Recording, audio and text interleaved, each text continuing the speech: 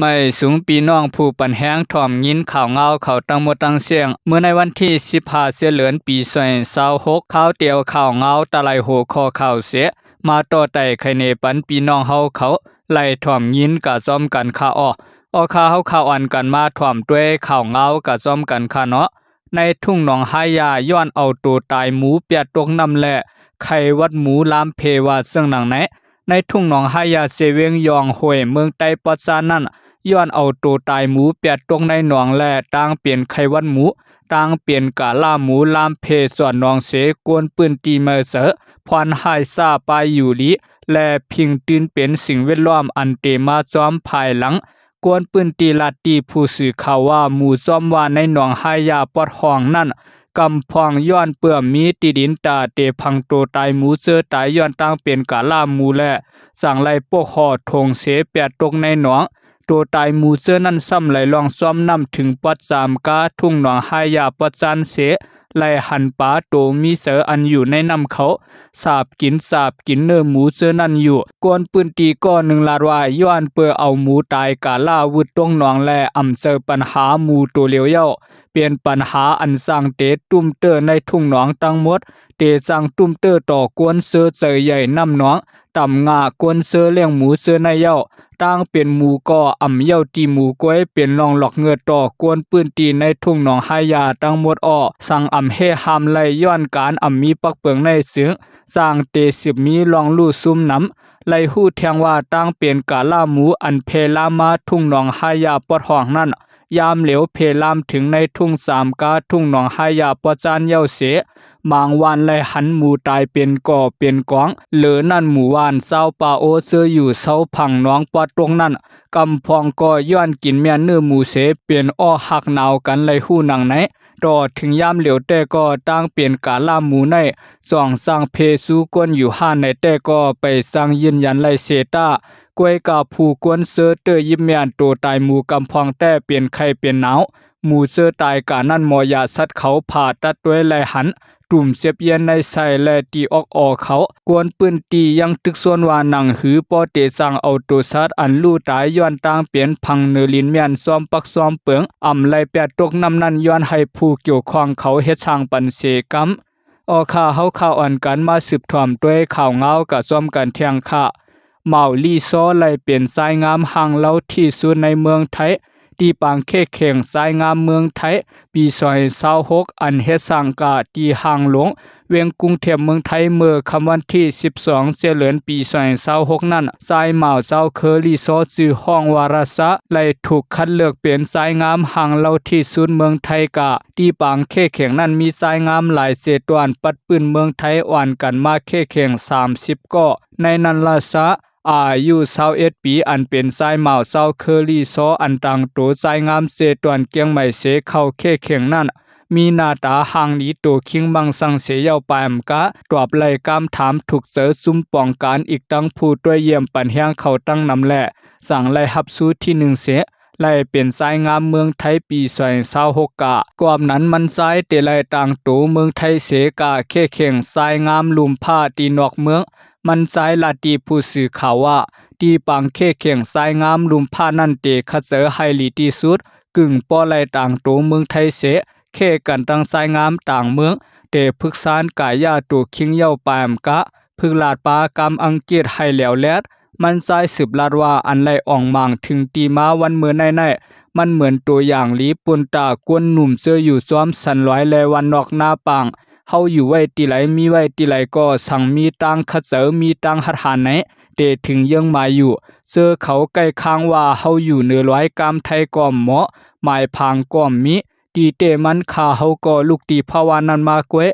หมอกำไทยดีๆกวยกาเปิงหลงมันเฮาโหลหมอพึกกวยตีปังเข้เขียงนั่นไหลหันปอตั้งแม่มันซ้ายก็นุ่งโคเจ้าเคอรี่ซอเสกาปันแหงซ้อมเมื่อลูกซ้ายไหลสู้ที่1นั่นขึ้นกาหอมแก้มเสโหมสวมยุกย่องสายงามรัศในมือปังเข้เขียงสายงามเสตวนเกียงใหม่อันสัตเฮ็ดกาตีปล่อยเข้ากัดเกียงใหม่มือโหปีในก็ไหลหับสายงามปี2026ย้อนนั้นสั่งไล่ต่างโตสายงามเกียงใหม่เสมาเข้เข่งสายงามเมืองไทยปัดปื้นมันสายนั้นยามเหลียวเห็นอีกอยู่ตีสั้นจอมราชพัฒเกียงใหม่ เอาไว้ไปกับศาลมันทรายนั่นเป็นกวนสาที่วานไม่ทะลุกยานไกลกันตั้งเวียงไสประการ30กิโลไปวานเขานั่นยังมีไผผ้าพ่อแม่เป็นกวนเฮ็ดให้เฮ็ดสวนเข้าผลมาก็เลยหายเฮ็บพาหนอเสขายมันทรายก็ช่วยการให้กันสวนพ่อแม่มันทรายมีตังส่งเกี่ยวป้อไทยแคบหังกึกสภาวะวันนอกหน้าปางเมื่อมันซ้ายเอาแคบหางต่างเนื้อสื่อตรงวงกลมซึ่งหมอไทยแคบหางเขาเปลี่ยนอันถูกเสยเสเอามันเฮ็ดซ้ายแปมหมอเตะลูกเอาตีนันเสสั่งไล่ขึ้นมาถึงปางเข้เข่งซ้ายงามกูหลายปางตีปางเข้เข่งซ้ายงามนางงามเกียงใหม่อันเฮ็ดตีปล่อยเข้ากัดเมื่อโหปีซอย26ในราชาใจมาวลิสุและนำพึ่งยิงสาวลุงแม่ใต้ขาตั้ง2ไล่หับสู้ที่1นังกันถึงมาปังเข้เข่งสั้นโตเมืองปัดปืนเมืองไทยในก็ขาตั้ง2ไล่หับสู้ที่1นังกันความนั้นซ้ายเมาและยิงสาวเจ้าคือในเตไลต่างโตเมืองซึ่งไทยเสเข้าสู่ปังเข้เข่งซ้ายงามนางงามลุมภาวาเสื่องหนังไหนออคาเฮาข่าวอ่านกันมาสืบถ่อมด้วยข่าวเงากะจอมกันเทียงค่ะลางคือปุดผุยปังเข้เข่งเล่นแฮงกูเซียนป่วนมาเมื่อวันที่12เสียเหลือนปี2026นั่นเสเวียงลางคือเฮ็ดปล่อยปืดผุยปังเข้เข่งเล่นเอ็นแฮงเสเวียงปัดปืนอยู่ปังเข้เข่งเล่นแฮงในอยู่ที่ห้องการภายเล่นแฮงและตั้งหมอปิญญากายาเสเวียงลางคืออ่อนโหดจัดเฮ็ดเสเตมีปังเข้เข่งปิดต่อหมักหนังเข้เข่งหมักหนังผู้เสเข้เข่งปิดหมักไว้ดอกหมักสนุกเกอร์แลนเข้กันเสียมเสื้อในที่ปังป้อยปืดผุยนั่นนางคำหลู่พองหลงภายตรงวงกวนเมืองไต้ขึ้นหอดหมอกคอกามปันแหงยิงซ้ายเลียนแหงตั้งหลายเสแกดเสือกลายปืดผุยปันกะผู้มีปุนพรซุ่มหลงปองซึ่งเมืองไต้อีกตั้งห้องการภายพองงำเสเวงห้องการภายลุ่มเซอผู้ใหญ่กวนหลงในปอกในยอมและป่อแม่ลูกเฮียนเขาเข้าโฮมปันแหงกาว่าเสื่องหนังไหนออคาเฮาข่าวอ่านกันมาสืบถ่อมด้วยข่าวเงากะจอมกันเทียงค่ะเขใส่เก่าก้างขึ้นหอดปางกุมอุบกุมลองงำเหยียนอันซึกมันสัดเฮ็ดเขห้องซุ้มเก่าก้าง MNTAA เสเซอร์ให้ขึ้นโฮมปังกุมอุบกุมลองงำเหยียนอันตับซึ่งมันสัดเฮ็ดนั่นแผนการงำเหยียนปากวันอันลงปองซึ่งสัดเพียนไว้ในเดเมื่อเลือนเปิด20วันต่อถึงเลือนสุราย31วันปี2026ในเกในเตเอาเลือนสุรายในมาสึงซุมคอมมาตีปองสร้างรองงำเย็นเสื้อสารเมืองโฮมตุ้มหบทบดังซุมยิบกองกลางเศร้าเคอเข้ามาซุมหนึ่งเยาซุมหนึ่งอยู่ซุมยิบกองกลางเศร้าเคอเสื้อลงลายมือลิโคมหมายกึดตึก NCA ไว้นั่นก็ไล่มือหบทบดังโตแตนซุมลองงำเย็นซึกมานตีเวงนีปีต่อมาเย้าซุมตับซึกเศร้าเคออันเขตใจให้เขาเข้าโฮมปังอุบกุมลองงำเย็นตั้งซึกมาในมีตับซึกว่าเก่าก้างตับซึกปลดปล่อยเสื้อสาตะอังตับซึกแยกแข่งตั้งซึกขัง KIA และปาร์ตี้ไม่สูงซึ่งใต้เขตแต่ยังอ่านเขาไข่ผุยเส้นตั้งหลงเมืองโฮมตุ่มหมู่เซเวียงเหลือเป็นเปิงหลงโฮมปาตั้งตาปึดผุยโคหลงสีป้อเสภายเก่ากลางแต่พร้อมเสยอยู่เซตาภายตับซึ่งมันซ้ำไปพร้อมเขาเมื่ออ่อนตั้งในเขตตั้งซึ่งมันเตฮบกันตีควยมิน3เหลือน1ปอกลองเขห้องหบทบซุมเก่ากลางตีเมืองเขเมื่อเลือนสุนเช้าวันในเสลาดให้เก่ากลางกาเข้าโฮมปังอุบกุมลองงำเย็นไหน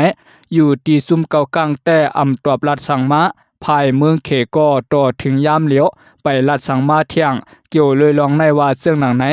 ออคายินสวมขอบใจใหญ่นำถึงพี่น้องผู้ปันแห้งถ่อมยินข่าวเงาข่าวตั้งหมดตั้งเสียงค่ะไม่สุงค่ะ